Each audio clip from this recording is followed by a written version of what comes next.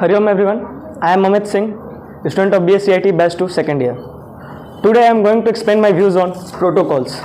I know you all have already studied about protocols in the guidance of Anjesh sir, but I explain my views on protocol. Through this, your doubts regarding protocols become clear, or if doubts will not clear, then you also get little knowledge about protocols. Now move to our contents of today's PPT. What is protocol? Types of protocol, internet protocol, that is IP, transmission control protocol, that is TCP, and last one is diagrammatic view of TCP and IP. Now we move. What is protocol? First of all, we have to know why we need protocols. Basically, I have to send some messages to the others, and protocols is that thing that that use to send one message from another through their different types of protocols. Like I send one message and that go to the destination. Many protocols work between this. It basically it calls its set of rules. It defines how data is formatted from one sender to receiver view. Now we move to the next slide, that is types of protocol. There are mainly different types of protocol, but basically IP, internet protocol, TCP, transmission control protocol, HTTP, hypertext transfer control protocol, hypertext transfer protocol, FTP, file transfer protocol, and SMTP, simple mail transfer protocol. Now I move to the internet protocol. What is internet protocol? Internet protocol, it is a principal communication. Basically, the internet protocol is a protocol that have a rules, regulations, and a definition of the sets. That protocol makes all protocols to work easily. It is that protocol that divides small packets through the routers from one router to another router to another. Through that protocol, the message is transferred from one to another end.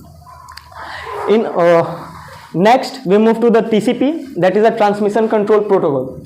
A transmission control protocol is also, we say it is a TCP or IP. It is a core and a switch dying for IP. Because TCP have a work that defines, it breaks a message into small packets, and then in the last at a destination point, it resembles that message and that sent to the receiver in a form of message that sent by a sender. TCP provides us a virtual circuit.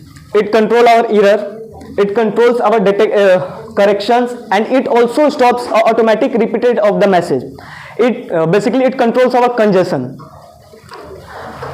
Some TCP ports are, that is ECO, and their port number is 7. File transfer protocol FTP, used for transferring the files, that port number is 21. Telnet, ECO we use ECO is used for the send data back to the source. When that data is not necessary, then the ECO is the port that send data back to the source. Here we have other protocols, that is a DNS, that port number is 53. HTTP, Hypertransfer Protocol, it's a browsing protocol that browse data from our browsers. And POP3, that is a post office protocol, his port numbers are 110, and the lastly Internet Relay Chat, IRC, that's port number is 6667. Now I explained that TCP and IP through a diagrammatic view. That is here we see it's a message, and at a destination point we also see a same message is come, but between this there is a many process work.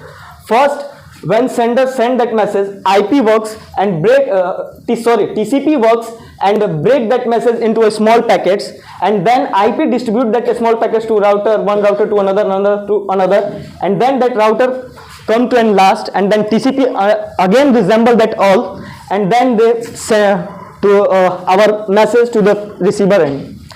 We see the steps that TCP breaks data into the packets. I have already seen TCP has broken that all data, then IP will distribute. Then the second step is the TCP packets travel from router to router over the internet according to IP protocol, and lastly the TCP resembles all packets and they give to the receiver, and the all message that sender wants to send that all come to the receiver point. Thank you.